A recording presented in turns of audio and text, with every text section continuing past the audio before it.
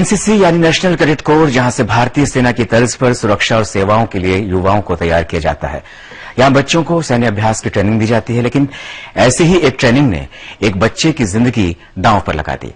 पुणे का पराग, 13 साल की उम्र, फायरिंग रेंज में उसे गोली लगी और आज तक वो होश में नहीं आ सका।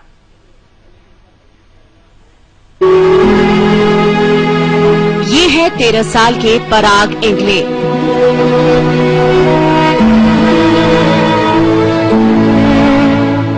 पिछले 1 साल से पराग सेना के अस्पताल में बेहोशी की हालत में पड़ा है। पराग के सिर में गोली लगी है। पराग के सिर में गोली एनसीसी की ट्रेनिंग के दौरान फायरिंग रेंज में लगी। तब से परिवार के लोग बस इसी उम्मीद में इसके पास बैठे हैं कि कब पराग आंखें खोले और वो अपने पहले वाले पराग को हंसते खेलते देखे। एक लड़का 1 साल से हॉस्पिटल में, तो पूरा परिवार।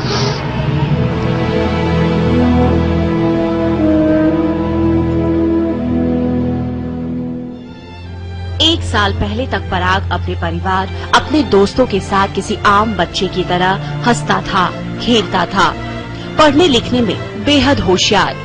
बड़ा होकर देश की सेवा के लिए सेना में जाना चाहता था और यही वजह उसे एनसीसी तक ले आई। लेकिन यही एक फैसला आज उसे बेहोशी के बिस्तर पर ले आया। दरअसल पराग को एनसीसी ट्रेनिंग के लिए हर रोज अपने शिक्षक आमोद घानेकर के साथ फायरिंग की ट्रेनिंग के लिए फायरिंग रेंज में जाना पड़ता था। एक दिन ट्रेनिंग के दौरान उसके सिर में पीछे से गोली लग गई। परिवार वालों को ये बताया गया कि गोली पराग की गलती से लगी।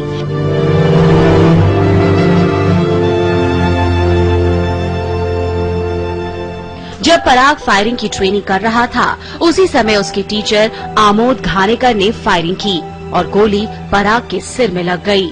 आमोद घानेकर के पास फायरिंग का लाइसेंस तक नहीं था। इसके बावजूद वो फायरिंग रेंज में फायरिंग कर रहा था। तो सवाल उठता है कि आखिर उस शख्स को फायरिंग करने से रोका क्यों नहीं गया। ये हादसा कई सवाल पैदा करता है। पहला सवाल, अधिकारियों की मौजूदगी में कैसे हुई लापरवाही? दूसरा सवाल, बिना ट्रेनिंग वाले शख्स को कैसे मिली फायरिंग करने की इजाजत? तीसरा सवाल, क्या सेना के अधिकारियों ने अपनी गलती पर पर्दा डालने के लिए दी गलत जानकारी? पराग के घर वाले पिछले 1 साल से इन सवालों के जवाब तलाश रहे हैं, लेकिन सेना का कोई भी जिम्मेदार अधिकारी उन्हें जवाब नहीं दे रहा। और एलआरए को पूरा पता चल रहा था कि उसके ऊपर से गोली जा रही, तो भी एलआरए ने कमांड दे दी, खड़े हो जाओ। एलआरए ने कमांड देने का, घानेकर ने गोली चलाने का, मोरे ने उसको गोली अलर्ट करने का, तो ये साजिश नहीं तो क्या है। फिर ऐसा सिचुएशन क्रिएट किया गया कि जब पराग खड़ा हो जाएगा और पीछे से गोली लग जाएगा, और ये सब सामने कभी भी किसी ने भी अभी आज तक लाया नहीं है, न पुलिस ने लाया, न आर्मी ने लाया। पराग का पूरा परिवार इस घटना के बाद से बिखर गया है। माँ दिन रात अपने बेटे के पास उसकी आंखें खोलने का इंतजार कर रही है। बड़े भाई की देखभाल करने वाला कोई नहीं, क्योंकि उसका ख्याल रखने वाला कोई नहीं है। पिता पुलिस और सेना के अधिकारियों के पास इंसाफ की गुहार लगा रहे हैं। आर्मी वाले उनके लोगों को बचा रहे, पुलिस ये गुनहगारों को बचा रहे, तो मैं किसके पास फरियाद करूं?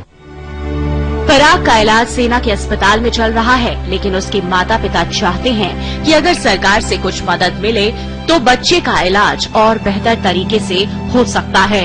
इस वक्त पराग के लिए बेहतर इलाज की सख्त जरूरत है। इस समय पुणे से प्रतिभा चंद्रन।